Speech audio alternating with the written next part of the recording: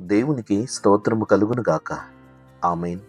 ఈ ఉదయకాల శుభములు మీకు తెలియజేయుచున్నది రెవరెండ్ కె శ్యాంబాబు. ఈ దినము కొరకు దేవుని వాక్యము. నాకు మొర్రపెట్టుము, నేను నీకు ఉత్తరమిచ్చెదను. నీవు గ్రహింపలేని గొప్ప సంగతులను, గూఢమైన సంగతులను నీకు తెలియజేతును. ఇర్మియా గ్రంథము 33వ అధ్యాయము 3వ వచనము. ప్రభునందు ప్రియులారా, మన జీవితాలలో సంభవించేటటువంటి ఆపదలు, శ్రమలు, సమస్యల విషయములలో మనము చాలా కంగారు పడుతూ ఉంటాం. కీడు కలిగినప్పుడు ఎందుకు ఇలా సంభవించినది, దేవుడు నన్ను ఎందుకు ఇలా శోధిస్తున్నాడు, బాధిస్తున్నాడని చాలామంది దేవుని పట్ల తమ యొక్క అసహనాన్ని వెలుబుచ్చుతూ ఉంటారు. అయితే దేవుడు మన పట్ల కీడు కలుగ చేయాలను, బాధలు కలిగించాలను ఆయన ఉద్దేశం కాదు. ఇర్మియా గ్రంథంలో 33వ అధ్యాయములో ఇశ్రాయేలు యూదా ప్రజల నిమిత్తమై దేవుడు ఇర్మియా ప్రవక్తను ఏర్పాటు చేశాడు. ఈ ప్రజలు దేవునికి వ్యతిరేకమైన అపరాధము, పాపము చేసినందున దేవుడు వారి మీదికి ఉగ్రతను రప్పించాడు. బబులోను దేశపు రాజైన నెబుకద్నెజర్ను ఈ దేశం మీదికి పంపించాడు.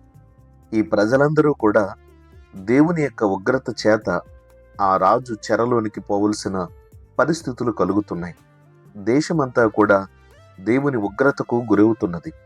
అయితే కొన్ని సందర్భాలలో దేవుడు మమ్ములను కావాలని బాధ పెడుతున్నాడని వారు అనుకున్నారు. కానీ వారు చేసిన అపరాధమే దానికి కారణమన్న సంగతి వారికి తెలియట్లేదు.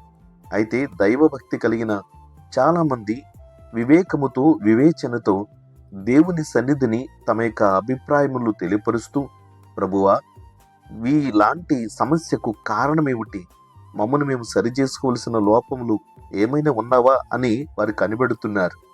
ప్రవక్త ద్వారా దేవుడు తెలియపరుస్తున్నాడు. ఇశ్రాయేలు యూదా ప్రజలు దేవునిని ఆరాధించడం మానేశారు. నిత్యము వారి సంపాదన, వారి సుఖము, దైనందిన జీవితంలో వారి యొక్క వ్యక్తిగతమైన కార్యకలాపాలలో నిమగ్నమైపోయిన పరిస్థితుల్లో వారు ఉన్నారు. కాబట్టి దేవుని వైపుకు మరలండి, దేవునిని సంప్రదించండి, దేవునితో సంభాషించండి, ప్రార్థన చేయండి అని చెప్పడానికి వారిని ఆహ్వానిస్తున్నాడు.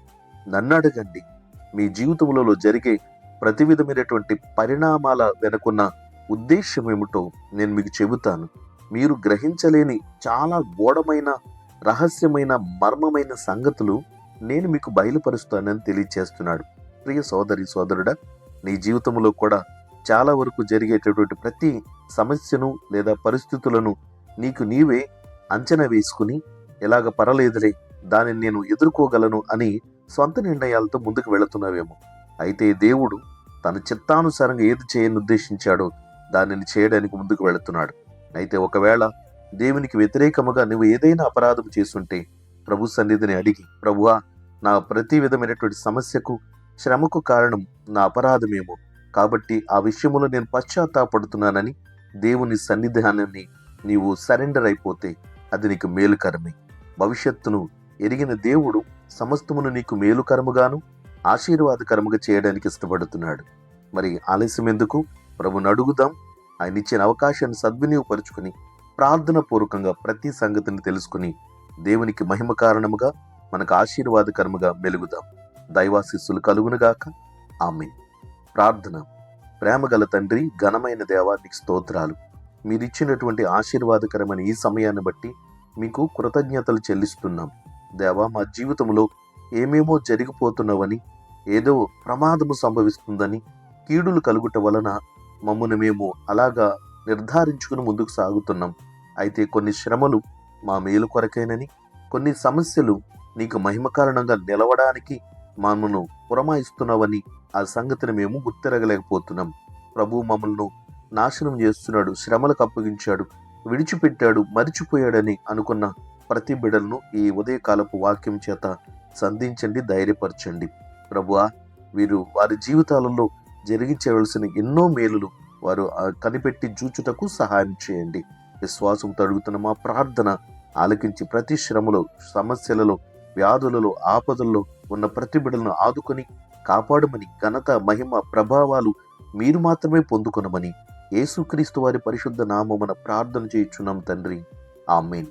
తండ్రి, కుమారుడు, పరిశుద్ధాత్మయను త్రియేక దేవుని దీవెన ఇప్పుడు ఎల్లప్పుడూ మీకు మనందరికీ తోడైండునుగాక. ఆమేన్.